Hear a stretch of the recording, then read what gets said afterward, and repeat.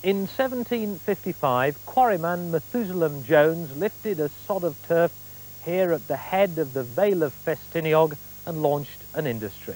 The slate rush had begun, and with it came an urgent need for transport. To serve those needs and others, the railways came and the railways went. Today, many redundant North Wales lines lie derelict.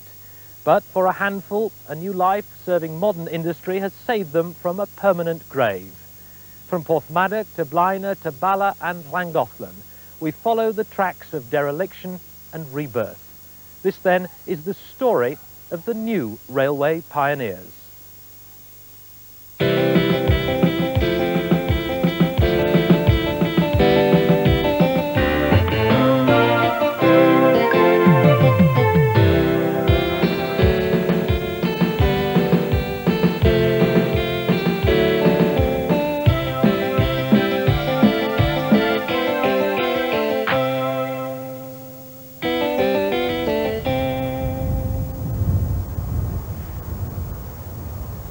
Slate was to North Wales what coal was to South Wales, a hidden mineral wealth which fired the imagination of speculators.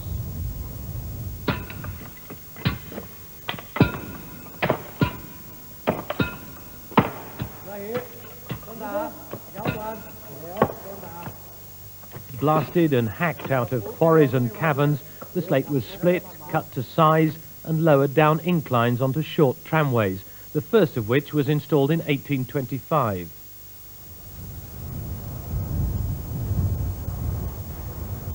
This extraordinary landscape has been created by tipping spoil from the workings. They even had a viaduct up there, built just so they could tip the waste that bit further.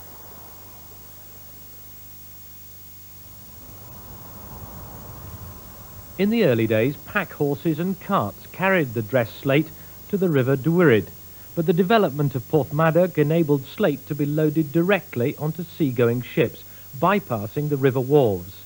Thus, in 1836, the Ffestiniog narrow gauge railway was opened to carry slate, the 13.5 miles from Blaenau, descending 700 feet to the sea. The slate trains had no locomotives to pull them, travelling all the way down by gravity. But they then needed some method of returning the wagons back up to the quarries, so a horse would travel down with the slate in his own carriage, known as a dandy wagon, occupied here for the first time by the nag who normally stands to attention in the Railway Museum.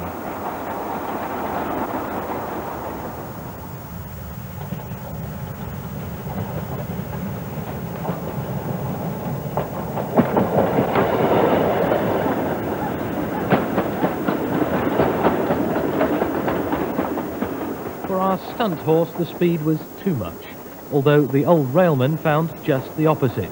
With increased traffic, the gravity train was too slow, and in October 1863, the first 2 steam locomotives entered service, the start of a steam schedule which lasted until just after the Second World War.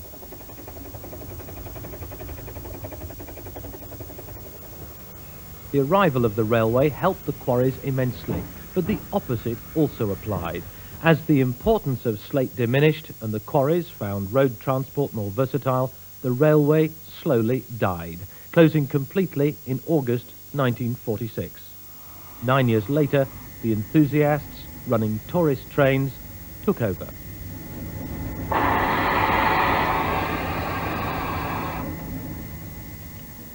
The quality of the product is important, and we feel, and I'm sure other railways that are similar to us feel, that we can't excuse ourselves on the basis that we've got amateurs working for us, because the public that have paid their money will obviously not take this into account. They've paid for something and expect value for it.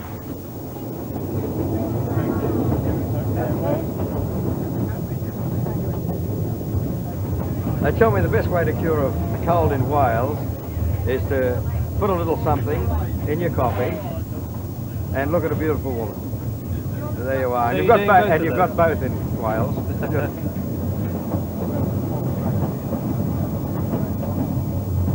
Rain may deter the tourists, but it doesn't dissolve the timetable. Whatever the weather, the summer schedule steams on. Does the rain make any difference to getting up the hill? If it's very light rain, it makes the rails greasy, but when it's this heavy, it washes all the grease off. It's nice easy going then. So if it gets greasy, how do you get up? Well, most of the engines have got sanders. This one's got 2 bogies, so it's got extra grip.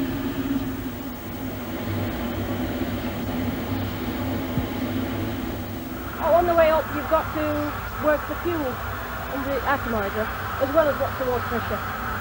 And when you get really good, they let you go out and change the points as well.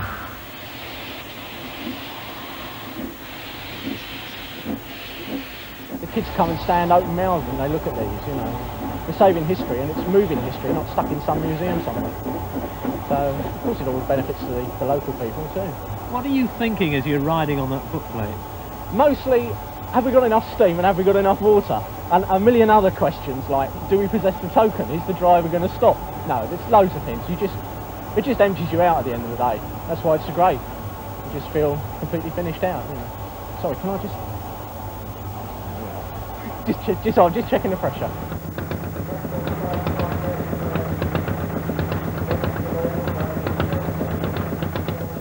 Track maintenance is a continuous task, including an annual war on weeds. Vegetation on the track makes repair work difficult, blocks drains and can cause flooding. If we didn't do it for a while, all kinds of things would get a growth, and we'd have to spend a considerable sum of money on getting it back to the state it's in today. And how long does it take you to do all the track? Today. We started right up to Blina? From Blina this morning at 6:30. And we were down here, what? 8 o'clock. Yeah. Then we went for breakfast.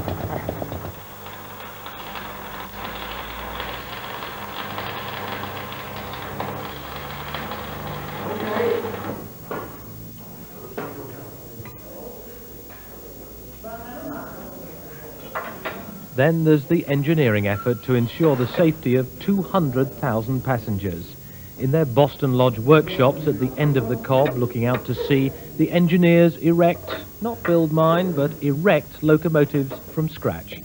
And as ever, the volunteers are there.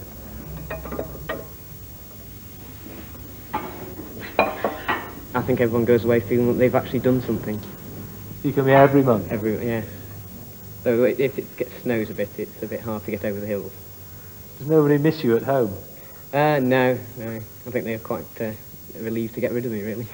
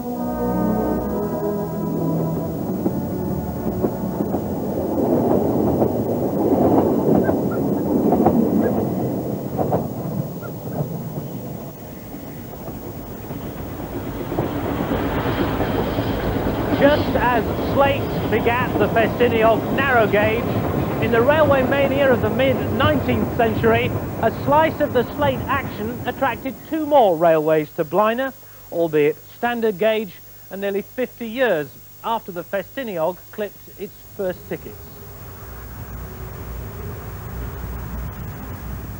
The London and North Western Railway arrived from Llandudno Junction in the north and the Great Western from Bala to the south.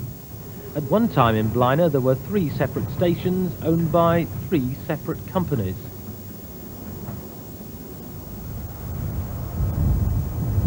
As the slate industry attracted the railway pioneers, the nuclear industry chose their successors. When thoughts turned to closure, the nuclear power station at Trawsfynnydd guaranteed the line's continued existence from Llandudno through Blina to its own siding.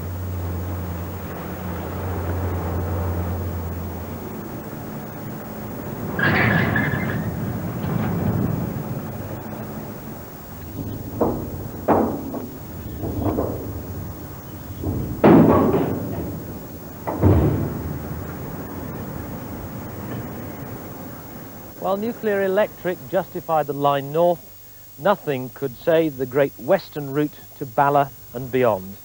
Would-be southerly rail travellers now go by road. This is the end of the line.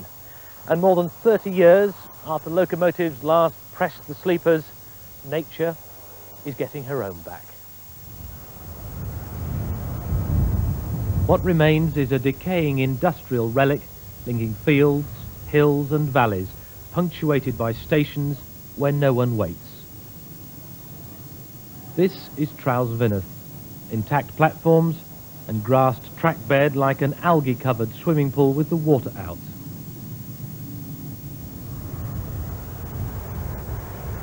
A few miles further on, the line seems to break cover, becoming etched in the hillside as it approaches the compressor viaduct with its 9 36-foot span brick arches built on stone pillars, 105 feet over the river Pressor and 1,200 feet above sea level.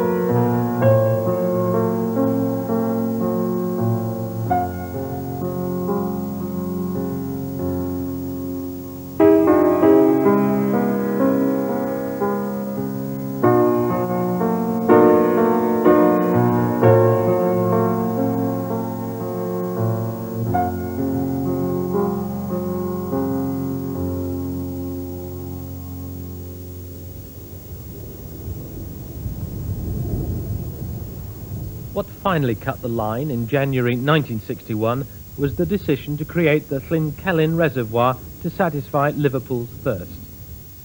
Capel Celyn Holt, which served a few isolated farmhouses, was, amongst others, not long for this world.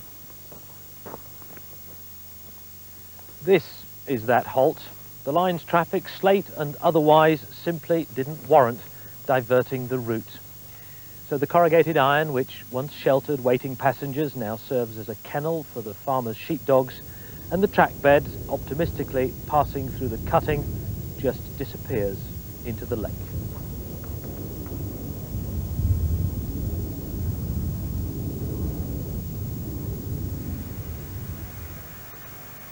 For those who worked the line before 1961, there's an even greater nostalgia if they also enjoyed the family feeling of employment by the Great Western Railway prior to nationalisation in 1948.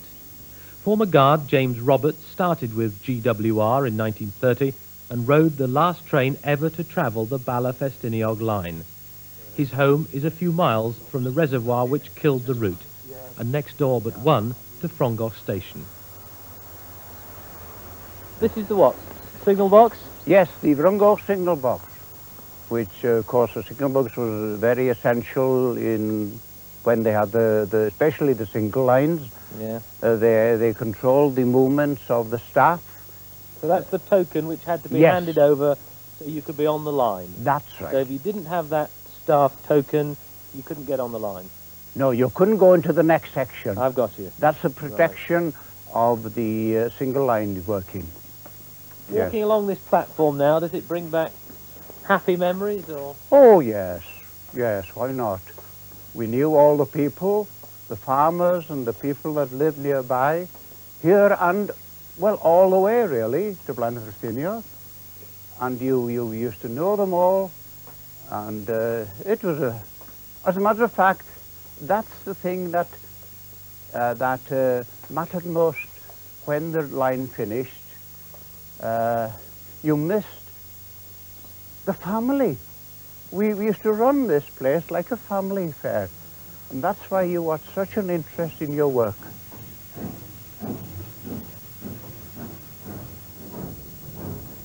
There is some, can I say, some glory, yes, I'll use that word, in a steam train going through these cuttings with a full load, I remember, with a full load and just managing to go you can see the glory of the steam. And I think that's what the people you were referring to miss, you see, because with these diesels and electrics, you just put your hand on a button and the thing starts and you're off, you know what I mean. But the other one was alive.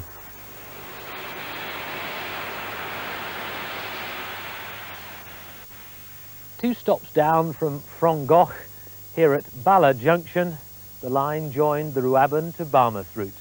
Passengers and slate could head east or west. But the 1963 beaching report, which recommended the removal of 5,000 route miles and nearly 2,400 stations and halts from BR's inventory, also spoilt the weekend for the Rhuaben-Barmouth. The new railway pioneers have yet to recolonise Bala Junction, but it's a different story as you head towards Llangollen.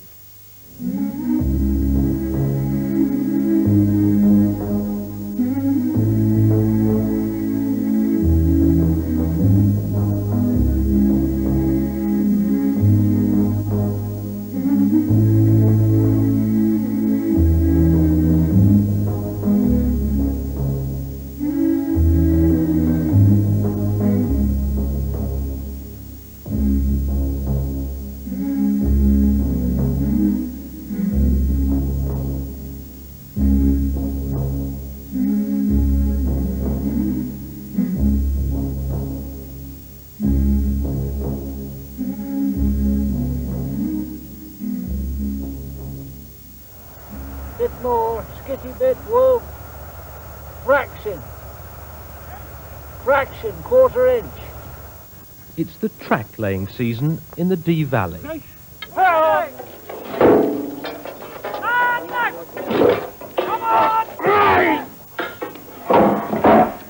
Aboard their own personal train, power tools and crowbars at the ready, ballast wagons and canteen in support, off-duty solicitors, doctors, plumbers, car workers and BR men have come to sweat.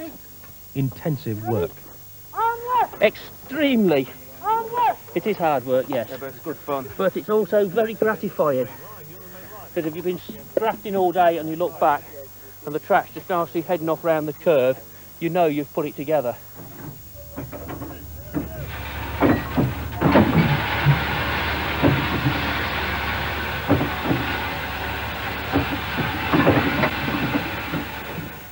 Heaving and levering, steel on gravel, steel on wood, steel on concrete, steel on steel. The track, dragged, clamped, tightened and drilled. The bit that nobody wants, marked, measured and dispatched. And how do you get the track to bend if you want it to? Is that what you're doing now or not? It'll form its own curvature. The concrete's so heavy, right. The rail will form into the... Right, but you have to saw a bit out of the inside rail, do you? Yes, yes.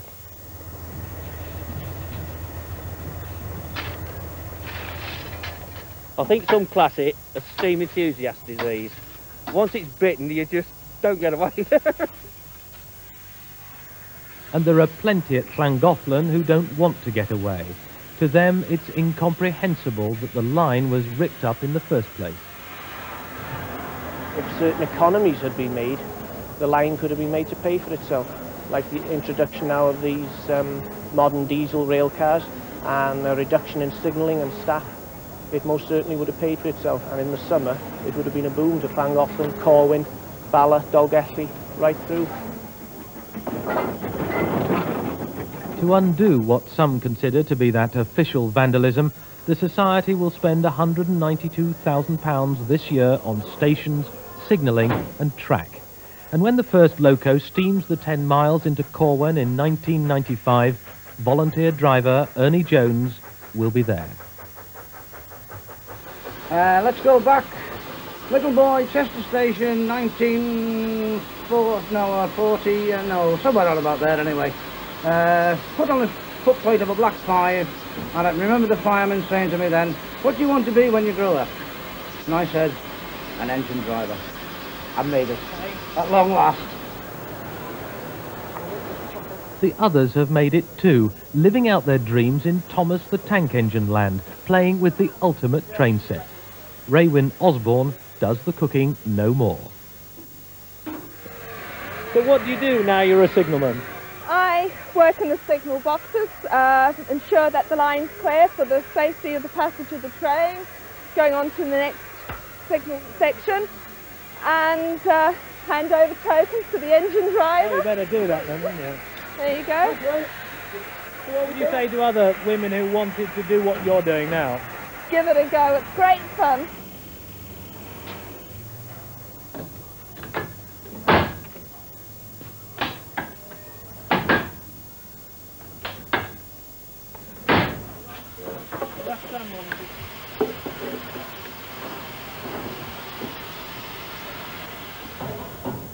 Now that's clear, see, so it's cleared the pink, he's on the blue.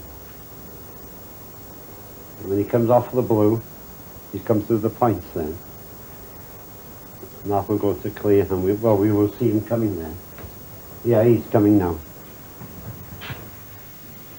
So he is, but little Darfield 1 isn't strong enough to pull the big trains. That's left to the likes of Foxcote Manor, after a good scrub in his smoke box.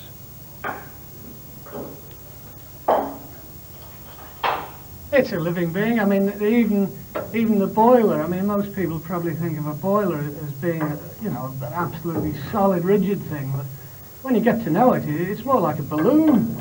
And they actually, you know, when it's chuff, chuff, you get what's called pant marks, because the front of the boiler is actually sort of doing this with every chuff, and you can get sort of cracks in the front of the tube. So, you know, they breathe. They're just like people. And just like people, they eat and drink. This industrial saddle tank loco, Darfield 1, came originally from Darfield Colliery in West Yorkshire. Now in a day, it'll burn about 1.5 tons of coal, and in one trip, there and back, use more than 400 gallons of water.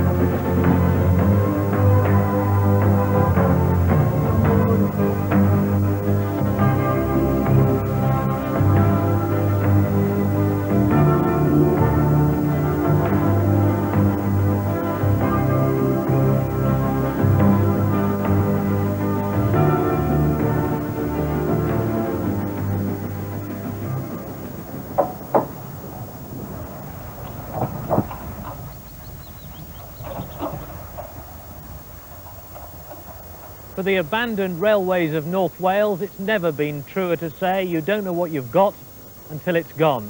For the Ffestiniog, it's come back. For the Llangollen, partly so and growing, Trawsfynyydd and Bala has yet to find its saviour. But when the railways do return, they bring with them enormous benefits to those here and those who visit.